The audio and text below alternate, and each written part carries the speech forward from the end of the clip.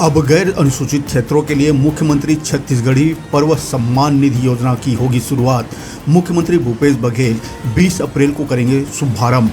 बता दें कि प्रदेश के सामुदायिक विकास खंड के ग्रामीण क्षेत्रों के तीज त्यौहार, संस्कृति और परंपरा को संरक्षित करने के उद्देश्य से राज्य शासन की ओर से मुख्यमंत्री छत्तीसगढ़ी पर्व सम्मान निधि योजना प्रारंभ की जा रही है।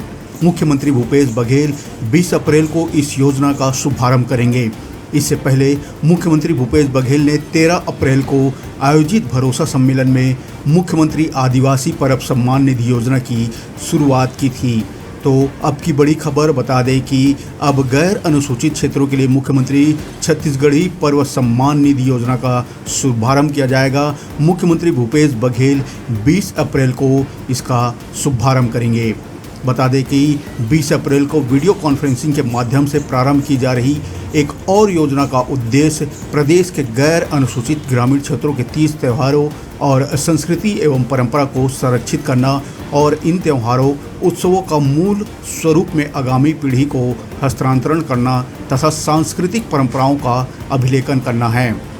तो बड़ी खबर अभी की बता दें कि अब गैर अनुसूचित क्षेत्रों के लिए मुख्यमंत्री छत्तीसगढ़ी पर्व सम्मान निधि योजना का शुरुआत किया जाएगा। मुख्यमंत्री भूपेश बघेल 20 अप्रैल को इस योजना का शुभारंभ करेंगे।